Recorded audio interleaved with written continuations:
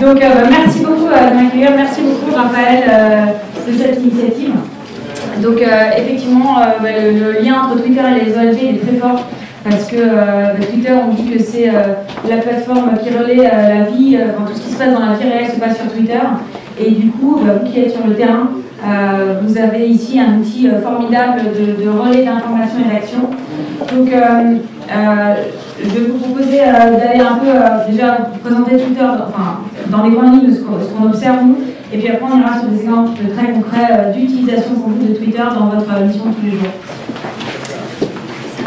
Donc déjà, en fait, si on va faire un pas 50 ans en arrière, et si on prend les événements qui ont marqué les 50 dernières années, style le premier homme sur la Lune, la chute du mur de Merlin, les événements Tiananmen, et qu'on réfléchit à comment ces événements ont été connus du monde entier, on s'aperçoit que en fait, ce sont d'abord les journalistes qui ont été dépêchés sur place, qui ont couvert l'événement, le remonté aux médias qui le représentaient, et ensuite ce sont les médias qui ont distribué l'information.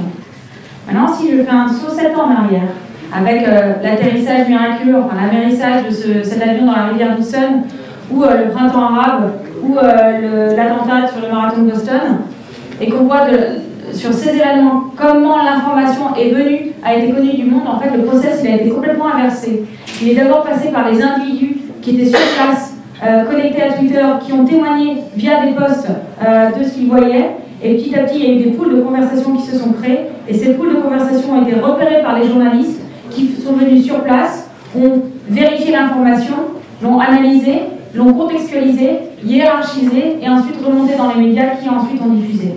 C'est pour ça que je précise un point très important, c'est que, encore une fois, on ne se définit pas du tout comme un média. Twitter n'est pas un média, Twitter est un pont entre une audience et des médias.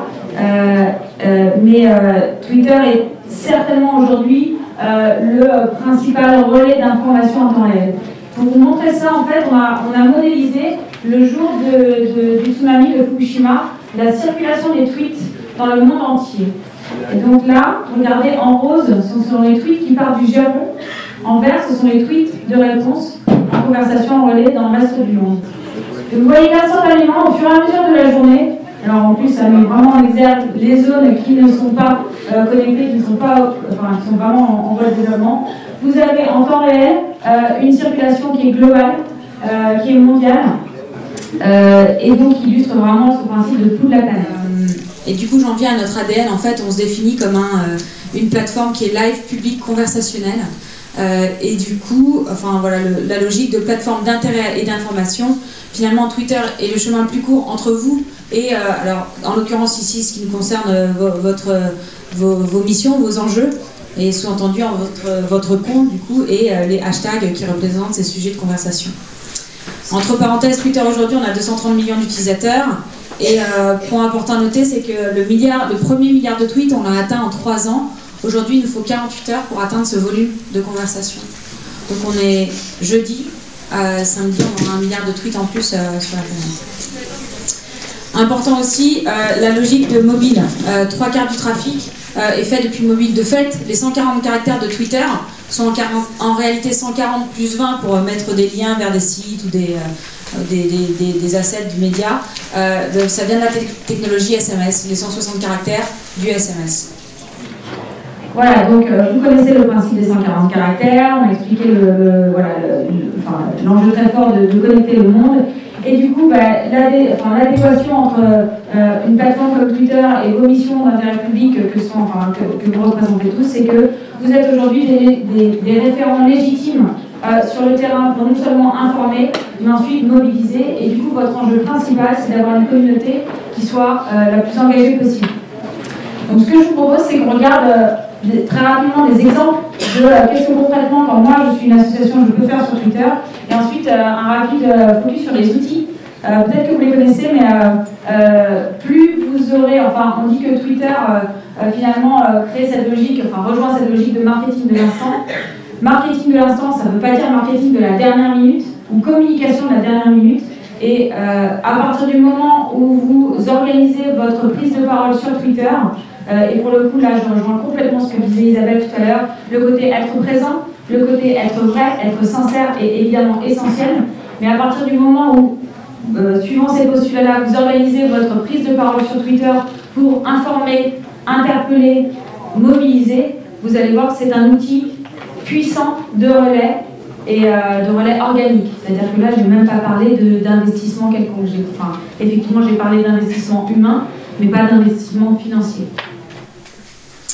Donc le premier enjeu, c'est informer, interpeller. Donc évidemment, en tant qu'association qui aide sur le terrain, n'hésitez pas à relayer tout ce qui se passe dans vos quotidiens d'associations. N'hésitez pas à montrer les visages de vos associations, ici des exemples de Médecins du Monde ou de Secours Populaire.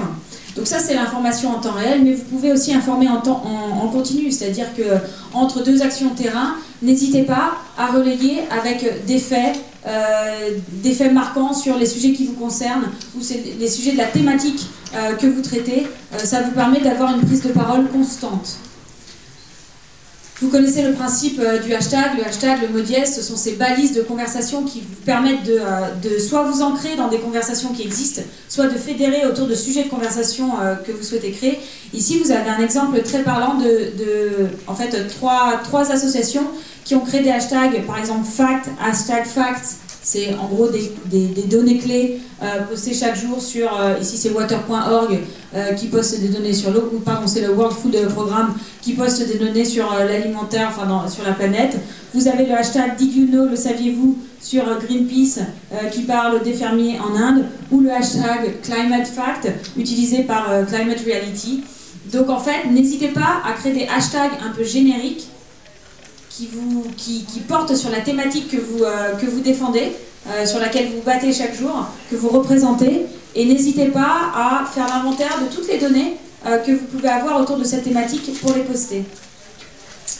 Vous savez qu'aujourd'hui, donc Twitter, vous avez beaucoup d'exécutifs qui sont sur Twitter, beaucoup de grands patrons, beaucoup évidemment de sociétés. N'hésitez pas à les interpeller. Et là, vous avez un exemple justement de Greenpeace qui a interpellé le patron de Shell avec en plus un tweet illustré. On va voir la puissance de la photo ou de la vidéo dans le post de vos communications, c'est essentiel. Donc Greenpeace qui interpelle le patron de Shell pour lui dire voilà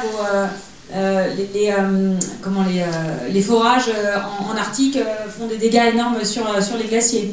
Ou par exemple Care USA qui surfe sur le hashtag Happy New Year, enfin New Year Resolution, pour dire, ben voilà, cette petite fille, sa nouvelle résolution, enfin sa résolution de cette année, c'est de retrouver sa maison en Syrie. Donc là, on est vraiment sur de l'interpellation un peu choc, mais qui peut vraiment créer le dialogue. Alors, encore une fois, l'idée, c'est pas de... Enfin, c'est un outil de conversation, donc l'idée, c'est pas du tout d'être dans l'agressif, c'est vraiment d'être dans la mobilisation, l'interpellation. Je parlais de Vine tout à l'heure. Vine peut être, donc Vine c'est en gros, Vine est à la vidéo ce que Twitter est au texte. Ce sont cet outil de 6 secondes qui permet de prendre des vidéos à partir de votre appareil téléphone mobile et elle tourne en boucle en 6 secondes.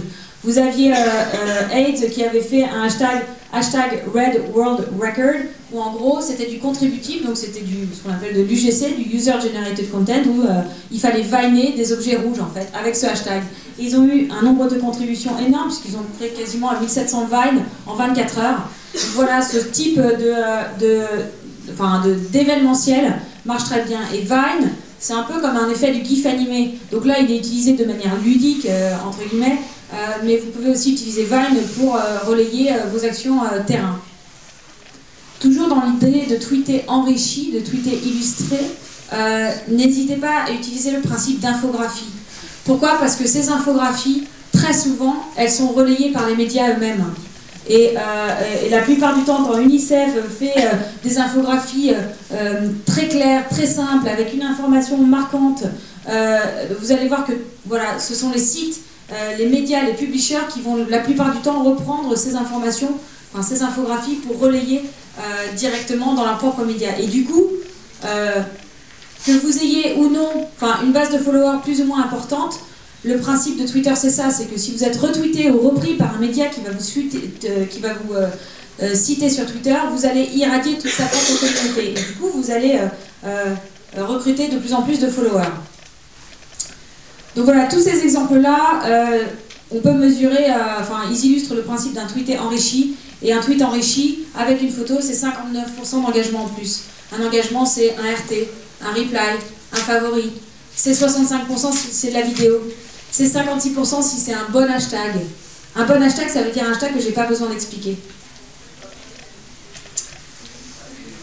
Deuxième enjeu, donc, c'est la logique de conversation. Donc Isabelle en parlait tout à l'heure, la logique de discuter. N'hésitez pas à déjà retweeter les membres de votre association, retweeter les bénévoles. Ce sont des gens qui donnent du temps pour vous, qui sont sur le terrain. Voilà, on sait que vous avez des enjeux de ressources limitées, qu'un community manager, le cas échéant, il peut être débordé, il peut avoir d'autres tâches. N'hésitez pas à créer, à tisser ce maillage très fort avec tous vos représentants sur le terrain. N'hésitez pas à rebondir sur les informations médias, et c'est exactement aussi ce qu'Isabelle traitait tout à l'heure. Quand vous avez un média qui va traiter d'un sujet qui concerne votre cause de près ou de loin, n'hésitez pas à le mentionner. Voilà, vous avez l'exemple ici de water.org. Alors, là, c'est encore un autre exemple. C'est Upworthy, le site qui dit « Est-ce que vous devinez combien il y a d'ingrédients pour fabriquer un hamburger ?» Eh bien, water.org a rebondi sur ce tweet en postant « Et est-ce que vous savez combien il faut de litres d'eau pour fabriquer un hamburger ?» Voilà. C'est une manière de s'insérer dans les conversations, de manière tout à fait challenger et outsider, mais, et puis positive aussi, friendly, et commencer à ancrer le dialogue avec la communauté. Mentionner les autres associations. Donc on est tout à fait en phase sur le fait, voilà, ensemble on est plus fort. Donc n'hésitez pas à vous mentionner entre vous, n'hésitez pas à réfléchir ensemble à des hashtags communs, à de l'événementiel commun.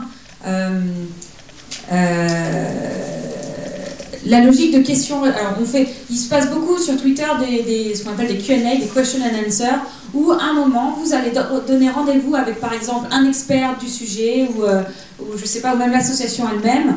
Vous allez donner rendez-vous au Tweetos, par exemple lundi prochain à 18h, hashtag #AskGreenpeace. Vous allez pouvoir poser toutes vos questions sur Twitter à Greenpeace. C'est exactement ce que Médecins du Monde a fait avec Tweet de Rue. Vous avez entendu parler de cette opération? Peut-être vous êtes dans la salle? Non. En gros, Tweet de Rue a donné un téléphone mobile à des SDF qui ont tweeté leur quotidien. Et à l'issue de cette opération-là, un médecin a été, Médecins du Monde a organisé avec un médecin un Q&A sur Twitter pour parler de voilà, les risques, l'hygiène, etc., les maladies dans la rue. Et ça a extrêmement bien marché. Donc pareil, ça c'est un dispositif absolument organique. Vous utilisez le natif de Twitter. Et enfin, évidemment, l'enjeu de mobilisation, le classique appel aux dons, mais que vous connaissez dans sa forme, on va dire, traditionnelle, entre guillemets. Un élément de traction très forte sur Twitter, ce sont les célébrités, les personnalités publiques qui drivent un énorme, souvent des très grandes communautés. N'hésitez pas à interpeller ces célébrités. Et alors, je vais aller plus loin parce que vous allez me dire, mais c'est pas forcément simple d'avoir Angelina Jolie ou Guillaume Canet, enfin c'est même encore plus dur d'avoir Guillaume Canet qu'Angelina Jolie, je pense. Pensez aux influenceurs digitaux. Les influenceurs digitaux, ils ont beaucoup plus d'impact souvent sur Twitter et sur la toile en général que des personnalités physiques qui vont être beaucoup plus difficiles à approcher et qui vont avoir beaucoup moins d'impact. Donc n'hésitez pas à repérer des blogueurs influents et à les interpeller dans vos tweets. Enfin, je vais terminer par les outils. Qui est familier avec les listes, la fonctionnalité liste sur Twitter? Quand vous allez sur votre compte Twitter, vous avez une entrée là qui est encadrée en rouge, qui s'appelle liste. Et quand je clique dessus, là j'ai pris l'exemple de Greenpeace. Greenpeace a créé en fait des listes qui référencent un certain nombre de comptes. Alors je précise que ces comptes, vous n'êtes pas obligé de les suivre, et pareil, Isabelle l'a évoqué tout à l'heure, l'idée c'est d'organiser un peu votre veille ou d'organiser vos sujets de conversation. Ici, ils l'ont organisé en le nucléaire, le climat, les bénévoles, les représentants de Greenpeace. Plus vous organiserez, par exemple, des listes sur Twitter, plus vous allez vous positionner un peu comme référent pour ceux qui viendront ensuite se connecter et qui diront, voilà, je me rappelle que Oxfam ou autre association avait fait des listes hyper pertinentes sur tel ou tel sujet, mais je vais aller voir sur leur compte et je vais suivre ces listes. Voilà, donc petit à petit, vous créez, vous fédérez, en fait, vous positionnez vous-même comme un point d'ancrage. Donc voilà, utilisez les listes. Utilisez les listes aussi pour mettre tous les comptes de vos bénévoles, par exemple, tout simplement. Tous les comptes de vos antennes. tous les comptes de vos antennes françaises, nationales et internationales. Voilà. Alors ensuite, pour ceux qui ont des sites internet, il existe aussi des outils qui sont sur étagère. Alors là, vous voyez, j'ai encadré ce qu'on appelle un follow button, un bouton suivre. On le voit très peu encore, mais ce bouton suivre, il est beaucoup mieux que le petit oiseau, parce que le petit oiseau sur votre site, il vous fait sortir de votre site et aller sur Twitter. Ce bouton suivre, il vous fait cliquer dessus, vous gagnez un follower en plus, mais vous restez sur votre site. Autre point, dans un univers qui n'a rien à voir, mais parce que je n'en ai pas trouvé dans des sites d'associations, ce sont ce qu'on appelle les tweet buttons. C'est tout simplement, c'est la même chose que le follow button, sauf que ça va vous permettre de tweeter. Vous la voyez ici encadrée en rouge. Si je clique dessus, je vais ouvrir une box avec un hashtag pré-rempli, pardon, un post de tweet pré-rempli avec le bon hashtag, et je vais pouvoir tweeter immédiatement. Donc ça s'appelle un bouton tweet, un tweet button. Et vous avez tous ces outils-là qui sont sur étagère à ce lien-là. Donc je pense que je transmettrai à Raphaël l'ensemble des liens. Mais ça, ce sont des outils très simples d'utilisation pour vous-même en direct. Enfin, l'insertion des timelines. Vous savez que donc, le timeline, c'est le principe de la ligne de posts qui défile. Vous pouvez insérer des timelines sur vos sites. Et par exemple, là, voilà, vous avez Slate qui parlait, je ne sais plus de quel sujet. Oui, c'était ces articles les plus RT, en fait, les plus retweetés. Donc, en fait, ils ont carrément récupéré une timeline et l'ont intégrée dans leur site. Donc, par exemple, post-événement, si vous voulez intégrer, je ne sais pas, une timeline de liste, par exemple. Vous avez pris la liste de tous vos bénévoles qui tweetent autour d'une action d'un événement, en BD, intégrer cette timeline sur votre site. Et ça, pareil, c'est extrêmement simple. Quand vous allez sur votre compte, donc là, je suis sur mon compte, vous avez une entrée en bas qui s'appelle Widget. Vous appuyez sur Widget et ensuite vous créez un nouveau widget. Et on va vous proposer d'emméder soit donc un compte, là je me suis mis moi, mais aussi vos favoris, une liste. Vous pouvez embêter par exemple un mot-clé. C'est-à-dire que vous allez mettre ici le mot froid et vous allez avoir tous les tweets qui contiennent le mot froid. Vous pouvez mettre plusieurs mots-clés associés. Donc voilà, vous pouvez faire des choses, enfin, vous pouvez pousser très loin la curation. Et enfin la custom timeline qui sont des timelines en fait customisées. Ça j'en parle un peu après. Et j'en viens pour finir à l'outil qui s'appelle TweetDeck. Alors qui connaît TweetDeck? Super.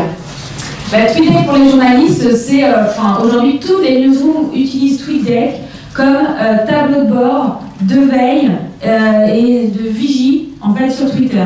Comment ça se présente? Ça se présente de cette manière-là. En fait, j'ai un outil, donc vous avez vu le lien, vous pouvez y aller directement. C'est un outil qui est intégré à Twitter. En fait, grâce à l'outil TweetDeck, je vais pouvoir par colonne suivre soit des mots-clés, mais là j'ai repris mon exemple de froid, soit du hashtag, soit suivre un utilisateur, soit suivre des listes, etc., etc., etc. Vous pouvez créer autant de colonnes que vous voulez. Et donc c'est vraiment, moi je vous encourage à avoir votre deuxième écran qui est en permanence connecté via TweetDeck, et vous avez vos colonnes de vos différents enjeux, de vos différents représentants, de vos différents événements qui peuvent être suivis. Et du coup, TweetDeck est d'autant plus intéressant qu'il vous permet de programmer vos tweets à l'avance. Donc, lorsque vous êtes, je sais pas, sur un événement international, vous voulez relayer une information avec un timing un peu précis, etc., n'hésitez pas à utiliser TweetDeck pour programmer vos tweets. Tweets avec photo y compris. Voilà. Donc, bon, je vous ai fait une petite checklist, mais en gros, voilà, c'est ça. C'est d'abord écouter, c'est le premier usage de Twitter, ensuite converser, informer. Vous êtes encore une fois des référents légitimes pour soit relayer vos actions, soit mobiliser une communauté sur vos actions. N'hésitez pas à interpeller les associations entre elles, n'hésitez pas à interpeller les médias, n'hésitez pas à vous insérer dans ces conversations. Créez vos hashtags, pas trop de hashtags, quelques hashtags récurrents génériques, organisez vos prises de parole, regardez tous vos assets, tous vos inventaires de photos, de données dont vous avez, qui sont à disposition, et organisez-les. Ce sont des contenus très intéressants pour vos communautés. Et voilà, les listes, les boutons et TweetDeck, enfin. Voilà.